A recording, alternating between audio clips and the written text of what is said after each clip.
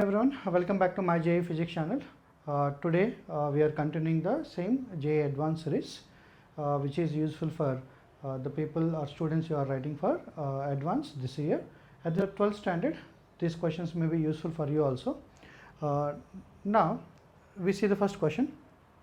So this is the question. Please read the question first and try yourself, and then come back for the solution. So in the question as given that a ring is having the charge plus q, it is having the charged ring, it is there inside the magnetic field. It is there inside the magnetic field. Now the ring is rolling without slipping, means it is having the combined motion. Okay, so I am taking that velocity is v forward, this is the v forward, and rotating with angular velocity omega. And the question is, what is the normal force exerted by the ground? By taking qvb is equal to mg, so we will apply that condition at the end, but we have to identify ultimately normal reaction. So forget about all these things. First we will try to apply the fundamental forces. What are the fundamental forces? The normal reaction will act from the ground on the ring will be upward, and weight of the ring mg will act downward direction. So obviously the next thing we need to check is there any other force acting vertically or not? That's it. If any other force vertical acting, then we can balance all the vertical forces, we can find out the normal reaction value. So that is only the logic of the question. Okay, so for that what I am doing is, this is in the magnetic field, charged ring is magnetic field and rolling without slipping. So if I choose any small part, if I choose any small part, suppose this is the small part I have chosen, so that small part will have two velocities. Because of linear, it will have the velocity v in forward direction. Okay, at the same time, because of rotational velocity, because of rotation, r omega will be there along the tangent. So every small part will have two velocities, one is v, other one is r omega. Now because of this v velocity, charged particle moving inside the magnetic field, so it will experience a force. Okay, so there are two velocities. Actually we can find out the resultant velocity and resultant force, again resultant force components. So that is what that makes it lengthy. Then what I am doing is, I am solving the forces on individual components. Okay, I see that force acting on the v velocity, due to v velocity, I'll see that what is the force acting because of r omega velocity. Okay, these are the two things I am going to do. So first of all, let us go with the r omega. Because of r omega velocity, how the force is acting. Okay, so charge on this small part I am taking as dq. Okay, no? So I am writing that F1 is the force due to r omega velocity. dF1 you can write down, suppose, because we are taking the small part, so I am writing as dF1. So how this dF1 will act? See, this is the r omega direction which is on the board, whereas magnetic field is out of the board. So you can understand from the dot, its magnetic field is out of the board. So this is out of the board and this is r omega on the board. So r omega cross v bar cross b bar will be something like this. This is the force acting dF1. Okay, so the dF1 force will be acting in this direction towards the center. Okay, so this is the interesting part in the question. If you can understand this logic, then question is done. What is the interesting part? Now you take exactly opposite point. Symmetrically opposite point, if I take, this is the small part now I am considering. If I consider the small part, then how the r omega velocity, r omega will be something like this. This is the now r omega for this small part. Okay, b bar is out of the board.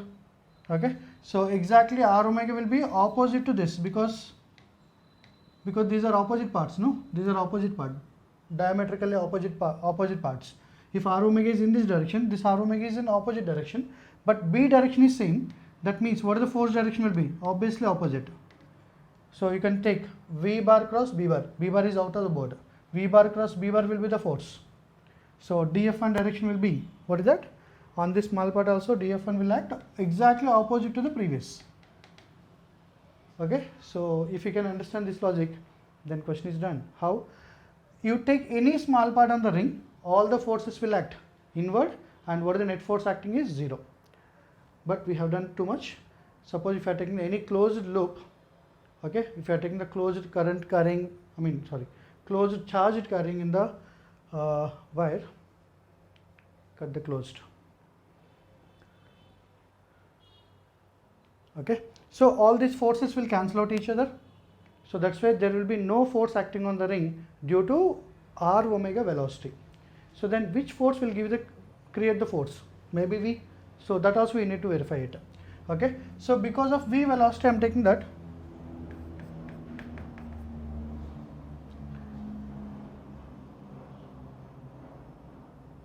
dft is the force due to V velocity or linear velocity. If I am writing the df2, then what is the force value? Force value on force direction we have to identify. So V is the velocity in forward direction, magnetic field is out of the board, then V bar cross B bar. V bar cross B bar will be downward. Check this once. This is B bar is out of the board. V bar cross B bar will be downward. Okay, so this is something like in V bar direction, and this is the B bar out of the board. So V bar cross B bar will be downward, will be the force. Okay, na? So this is the df2. Then on this small part, how the force is acting? dft in downward direction. So let us say this in downward direction df2. So now every small part is having the velocity v in forward direction. You take any small part. Suppose if I am taking the small part here, then what the velocity is? V forward, and magnetic field is out of the board. Then how the force is acting? That dft will act downward. dft is the force acting on each and every small part of the ring if I take. Okay. So like that every small part will experience the force in downward direction because every small part is having the velocity v in same direction, not like r omega. So I think you are understanding. R omega is having the different directions, but v is having the same direction for every element. Okay. So every element will experience a force of df2. Then what is the net downward force is equal to? So net downward force I can write down net downward force on ring is I can say that net downward force is equal, because all forces are in the same direction, so you can add them because forces are in the same direction. So integral dq, charge on the small part, v into b sine 90, that is the force acting on the small part, because see, this is the v and this is the b. V is on the board, B is perpendicular to board, then what is the angle between them is 90. Okay, so that's why. And force acting on any element, we know that the force acting on the any small element is q into V bar cross B bar. This is the force, no? Force acting on charged particle in the magnetic field. Same thing I am applying here. Okay, and I am not taking any integration because I didn't take any variable. And dq is the charge on the small part I have taken, small part of the ring. So then V is same for every element, B is same. So that's why what is the net force? Net force due to velocity is equal to what? V into B integral dq will give you V into B. What the integral dq stands for? Addition of charge on the each and every small part, which will be what? Which will be q. So this is the net downward force, that too. Net downward force is, okay, na? Net downward force is QVB. Sorry. Yeah, QVB will be acting downward. Okay, na? So now what is the normal reaction acting? I told you, if you are able to find out the vertical forces, you can identify the normal reaction. So if I take a ring, what is the force acting? Normal reaction is acting upward, mg is acting downward. I think by this time you understood. Again, one more downward force, which is VBQ, will act downward direction. So vertically it is in equilibrium, so I can write down mg plus QVB is equal to normal reaction, total downward is equal to total upward force. So we have QVB is equal to mg as given in the question. So that's why I can write down QVB is equal to mg. So what is the normal reaction finally acting on the ring is 2mg. Here we go with the next question. This question is from the Pathfinder. In magnetic effects of current, I think check your understanding, question number 8. So there is something like what they say that a closed wire of length L. Okay, so this side is L, even this side is L. So total length of the loop is 2L. Is connected to a mass, and there is a magnetic field of magnitude is B is going to, is already present. Now if you see here, now current is made to increasing circulating the loop, increasing current. The current is over that slowly increasing, so that in the loop, then value of current value of current, for the values of current in the loop, the force of magnetic interaction between the different parts of the wire are negligible. So this is something you need to understand, that there is no interaction between the two wires. Okay, so now they are asking the different questions. Total we are having the 3 questions in this. Okay, the first one they are asking that what is the shape of the wire, what shape of the wire you will get it, and the second one is what maximum height up to which block can be lifted. So first of all we have to see that why it will be lifted, and the second one is what is the current in the loop to rise this much height, which is L into 1 minus 3 by pi. Okay, so please try yourself before going to the solution. Okay, so after that come back for solution. Okay, now first of all let us talk about what is the shape of the wire. Shape of the wire if it is carrying the current I. Suppose I am supposing that this is the current I. I is the current flows in this way. Okay, na? So it is circulating like this. So if current is in this direction, suppose if I take any elemental part, how the force will act. So this is the current, downward is the current, magnetic field is outward. So L bar cross B bar will be in this direction, force. Okay, force will act in leftward sense. Whereas if I take any element on the other side, right side part, then current will be in upward direction. Current is upward means DL bar also will be upward direction. We know that force is equal to, force acting on current carrying conductor is dF is equal to I into DL bar cross B bar. Okay, so this is the DL vector, B vector is outward. So B vector is outward, DL is upward. So DL cross B, it will be in this way, force. So now what happens to the forces? Forces will pull the small parts apart. Forces will pull the every small part apart from each other. Then what is the shape of this wire? Initially it was straight. As the forces are acting, then slowly it will become what? It will become part of circle because of weight. Okay, so that is the first question. What is the shape of the wire? Shape of the loop is, so you can say that part of circle. Every part will be in the shape of arc. So next one is find the maximum height up to which block can be lifted. See, initially they were straight. If they are going apart, if they are going away from each other, then what happens to the block? Block will rise. This block will rise upward. Okay, what is the maximum shape can be taken by this wire? The maximum shape taken by this wire is circular. Okay, so now we have to find out what is the maximum height raised by the block. Actually this is not possible, we cannot find, not a possible case. So this maximum is not possible. Why? Because if it is taking the circular, then how the tension forces will act? Tension forces will act like this at the lowest point. So there is no force balance to weight of the block. So that means it cannot take circular form. But this is the maximum height. This is the maximum possible height the block can be lifted up. That means this maximum height cannot be reached in this case, in this question. Okay, so in that terminology they asked. Then I want to find out the maximum height. So it is very easy to identify. Initially, where is the lowest point of the circle?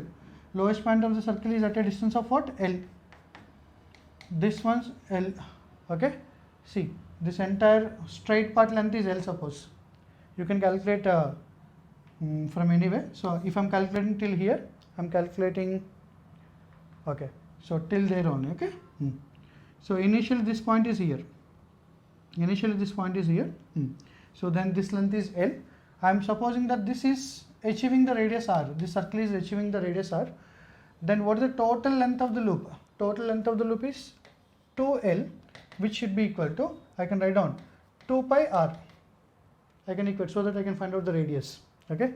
See, initially L and L, total length of the wire is 2L. Now if R is the radius, then what is the total length of the wire? Is 2 pi R. I am equating. So it's not a big logic. So what is the radius of the circular part taken is L by pi. So then maximum height value I have to find out. Total length is L. What this length will be? This length will be 2R. So I can write down 2R plus H max is equal to how much? Is equal to, I can write down L. 2R plus H max can be taken as L now. Then we want to find out the maximum height value. So what is the maximum height value is equal to, maximum height can be raised, which is not actually possible. Not possible. Okay. So in terms of L only we have to write down. So in the place of R I can write down L by pi. So I can write down L into 1 minus 2 by pi will be the maximum height raised by the block. It's very easy one. Okay, a little tricky maybe. Now how the Mantic field is out of the board. Okay, so this is my favorite. If I take any small part of this circle, then what is the tension acting in the string? Tension always will act away from the element, so which will be tangential, or else you can say that tension is the one force which is acting perpendicular to area of cross section. So as it is perpendicular to area of cross section, then the tensions will be along the tangent. So if I am adding to the center this small part, if I am adding this small part to the center, that makes an angle, some angle theta. Okay, so now I am taking this very small part which is part of circle, something like this. Okay, so if I am adding them, then I'll get center. This is the center, radius is r, and what is the total angle is theta. This tension force are T and T. I think most of the times you have done this part. Even in waves also you have done. So many questions I think you came across this idea. Okay, on this small element, then if I make some horizontal type, something like this, and if I am making one bisector line, this angle will become what? Theta by 2. Okay, so then this will be what do you say, that 90 here angle, then this will be 90 minus theta by 2, this angle will be theta by 2. So I hope you know this logic. Okay, so then I can write down the one component is T cos theta by 2. What is the other component inside? T sin theta by 2. This I am going to apply, that's why. Similarly here makes an angle theta by 2 here, T cos theta by 2, and what is the force acting inward is T sin theta by 2. So on this small element, what is the force acting inward? Inward net force acting, T cos theta by 2 will cancel out. Net force acting inward is 2T sin theta by 2, which will be equal to what? Force due to Mantic field. So because of current, the current was something like this, no? Current was, I think, anti-clockwise we have taken, right? Yeah, current is in anti-clockwise sense. Okay, so as current is in anti-clockwise sense, then the current is here I. Then how the force will act? Force will act in this way. Force due to Mantic field. Then what is the force due to Mantic field value? I can write down. Force due to Mantic field is equal to current into length of the small part. What is the length of the small part? R is the radius, theta is the angle. Then I can write down length is R into theta into B. Obviously angle between them is 90 because B is out of the board. L bar means current direction. L bar is on the board. Then angle between them is 90. Then I can write down I into dl bar cross B bar, I into dl B into sin 90. So hope you understood this logic. Is equal to what? 2t sin theta by 2. So I R into B is equal to 2t into, in the place of sin theta by 2 we can write down theta by 2, because this is a very small part. As this is small part, the angle is very small. So 2 and theta will cancel out. So theta is there. Theta will cancel out. Then what is the tension acting in the wire? If it is part of circle or complete circle, anything, the tension value is equal to I into R into B. So I capital I wrote. This is the tension. This I am going to apply in the third question. Okay. So in the third question they are asking what is the current in the loop if block has to rise by height L into 1 minus 3 by pi. Okay. If this is the height raised, then what is the current in the loop? Okay. Yeah. Let us see that part. Now this is the thing. Suppose that those wires, because of forces, wires will go apart. So that will be something like this. Okay. Na? Then what is the height raised? Something like this. This is the height raised, which is equal to L into 1 minus 3 by pi. Okay. Na? This is the height raised. If this is the height raised, what is the current they are asking? What is the current value? Okay. Na? Yeah. So if I take any small part, I already we discussed that this is a part of one circle, something like this. Part of circle. So where is the center? Somewhere center is there. I am talking about left side part. This is my reference. I am taking the only left side part. Then how the tension forces will act on this small part? I mean, these are the tension force acting on the left side part. Okay. So if I draw the lines from here, these are the lines of radial, because these will make an angle 90 to the with the tension. Okay na? So if I take one horizontal line and I'm supposing that this angle is something like theta by 2. Okay na? If I make a one more, I mean extending the tangent, here also I'm extending the tangent. Okay, so these angles will be what? Theta by 2 and theta by 2, symmetry. Okay, then if this is theta by 2 and this angle is what? This angle is 90, and this tension and this value is again perpendicular to each other. So I'm drawing here. Okay, so I'm extending this tension line, tangent line I'm extending. So what this angle would be? This angle would be theta by 2. Then what this angle goes to? 90 minus theta by 2. So then in this triangle, this is 90. Then what this angle goes to? Theta by 2. So if this is theta by 2, this has to be theta by 2 because of symmetry. Hope you understood. Same thing you can take over here also. Then ultimately what we need to identify? To find out the current, we need to identify tension value, because in the tension current is there. So I can go for equilibrium of the block. Mass of the block you can take m. Okay. So there are some force acting here on the block. So we can go for equilibrium of the block over here. So by using all these relations, ultimately we have to find out the current value. For that, theta by 2 we have to find out. Then how to find out theta by 2? Okay, so if this is R, you can see one triangle something like this. Not one triangle, you can take two, you can see the two triangles. This angle is what? Theta by 2. Even this angle also theta by 2. This is R. This is R. Then what this length value will become? R sine theta by 2 will be this length. Even this length also same, R sine theta by 2. Okay, so ultimately what is this entire length? This entire length will become how much?